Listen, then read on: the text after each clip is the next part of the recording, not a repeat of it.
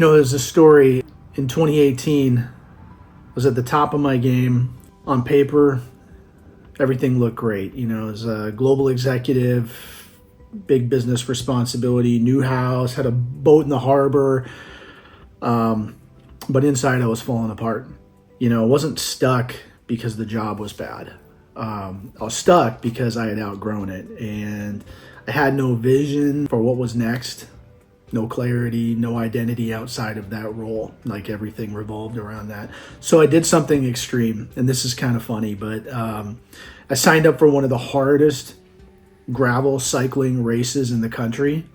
It was 150 miles long. It had 14,000 feet of climbing. It was called the Gravel Worlds, and it was in Lincoln, Nebraska. So, just in casual conversation, I was telling my neighbor about it, and he was like, dude, do you have a cycling coach? And I was like, a cycling coach? I didn't even know a cycling coach existed, but there happened to be one in my neighborhood. So I went and saw him, and I told him what I was doing, and he was like, people train for a year for this. And I was like, well, I got 8 weeks. And so I trained for 8 weeks. I was the heaviest that I'd ever been. I was riding a bike that was 2 sizes too small, and I thought grit would be enough to get me through it. Like, I could just muscle through it. But I'll tell you what, at mile 129, 12 hours in the saddle, I quit. And, that moment, it exposed something in me that I just didn't want to admit at the time.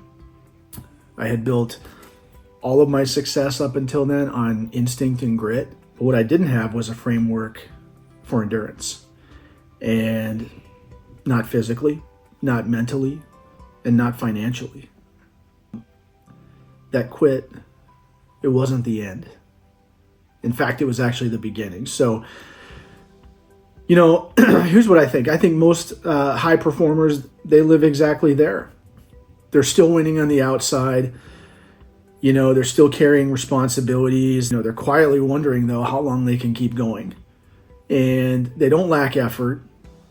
They lack structure. So people rely on willpower alone, and willpower, when it runs out, everything feels fragile. And, Union Grove Capital was born out of that awakening.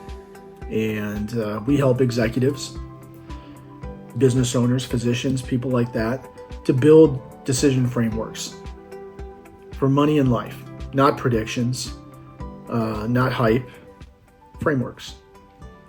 So decisions are made before pressure would then show up. Then execution can replace reaction. And the next chapter is intentional, and it's not improvised. So here's the punchline. The race didn't break me. It actually woke me up. And if you're feeling that same kind of, if you're feeling that same kind of internal nudge, maybe this is your signal. Stop pedaling blindly. Build something that lasts. Build your second mountain with intention.